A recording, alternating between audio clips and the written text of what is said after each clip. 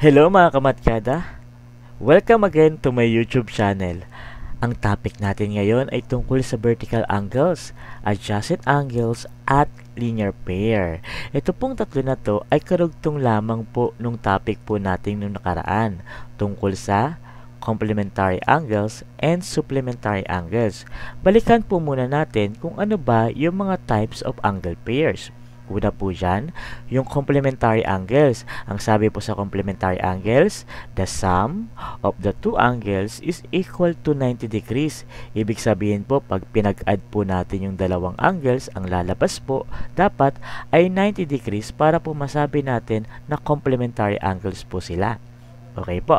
Yung pangalawa pong types of angle pairs ay tinatawag po natin supplementary angles, which means, ang sabi po dito, by means of its definition, kapag daw po yung dalawang angles ay pinag-add po natin at ang lumabas po ay 180 degrees. Ito po ay example ng supplementary angles. Ngayon, ang pag-aaralan po natin ay tungkol sa vertical angles, adjacent angle, and linear pair. Ready na po ba kayo matuto? Okay po, try po natin pag-aralan yung tinatawag po nating vertical angles. Ano po ba yung definition ng vertical angles? Ang sabi po dito, vertical angles are also called opposite angles. Are the angles that are opposite each other when two lines intersect. Ang gagawin po natin is i-breakdown ulit po natin yung definition na to para po mas mabilis po natin siya maintindihan. Ano po yung kukunin po natin? Unahin po muna natin yung opposite angles. Yung pangalawa po, two lines intersect.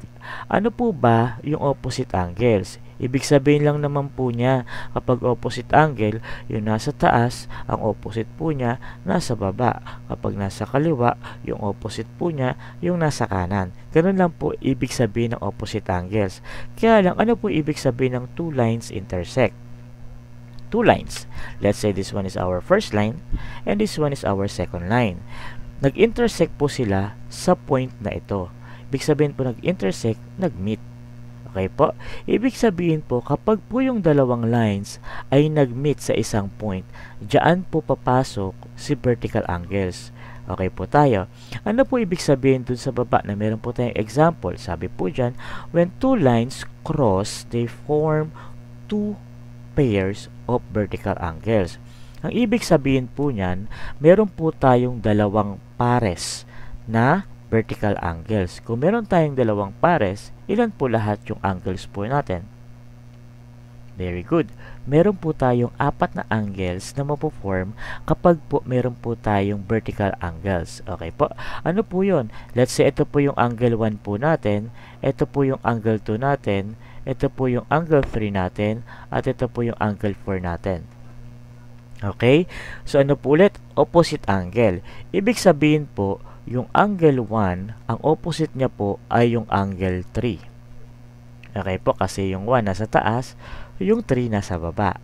Next po, yung angle 2 ay opposite angle ni angle 4. Kasi yung 2 ay nasa right, yung 4 ay nasa left. So, ganun lang po siya. So, yung angle 1, ang pair niya po ay si angle 3. Si angle 2, ang pair niya po ay si angle 4. So, meaning, we have two pairs of vertical angles. Kaya lang, ano yung relationship ng mga pair na yan?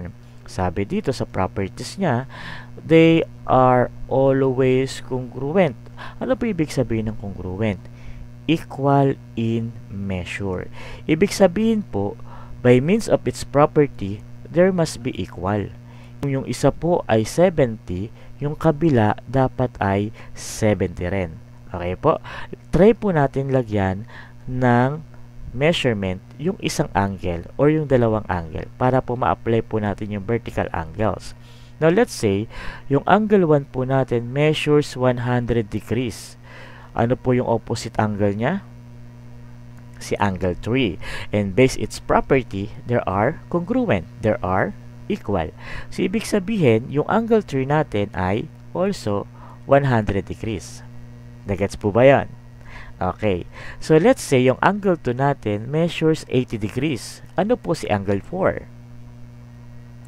Very good. That is also 80 degrees.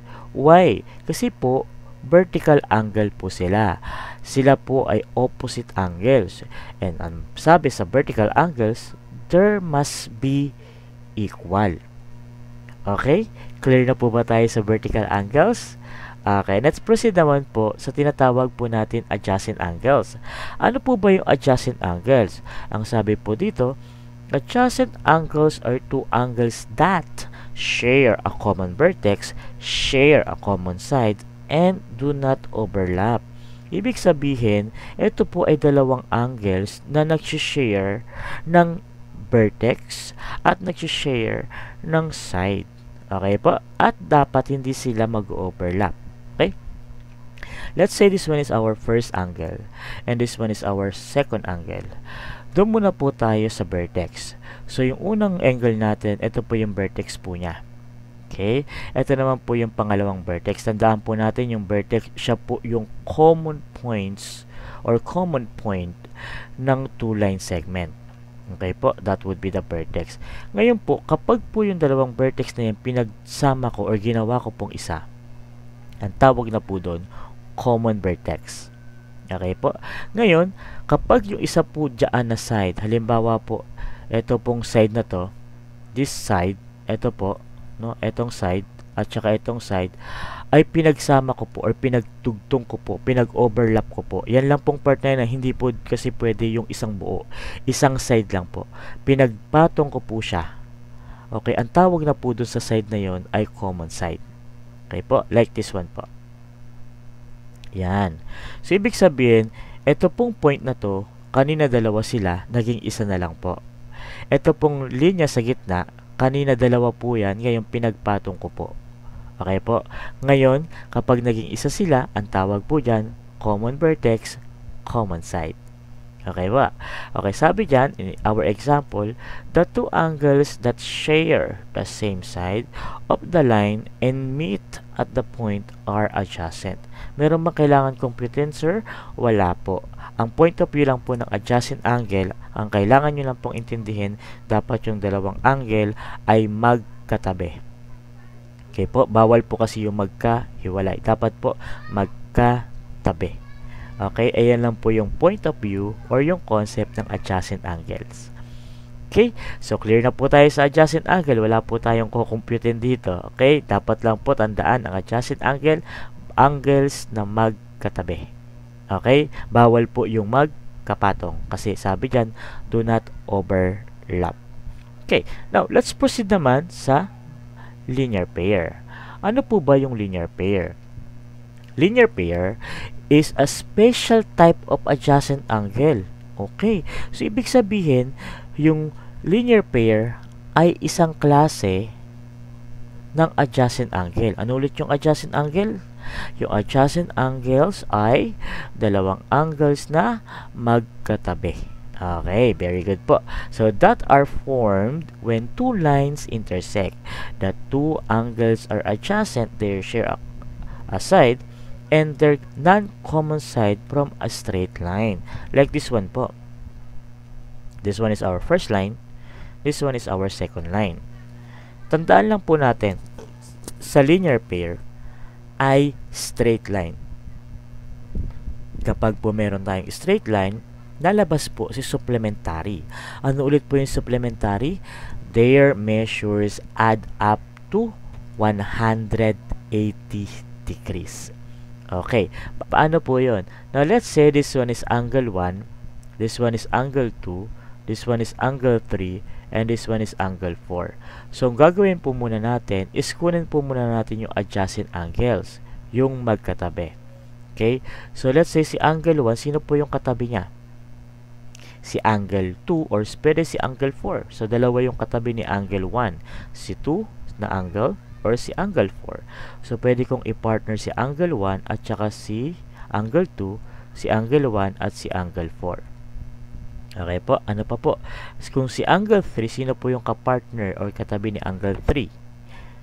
Si angle 2 or angle 3, si angle 4. Okay, pag magkatabi po sila, adjacent po sila ang tawag. Okay, ngayon, kapag nasa straight line po sila, Okay? Straight line po. Let's say this one po. Straight line po yan. Okay? Ang tawag po dyan ay supplementary angles din po. Bakit po? Ibig sabihin po niyan, pag pinag-add po natin yung dalawang angles, ang lalabas po niyan ay 180 degrees. Okay po tayo doon. Example po, sir. Kung ang angle 1 natin ay 80 degrees, ibig sabihin ang katabi niya dapat supplement sa kanya.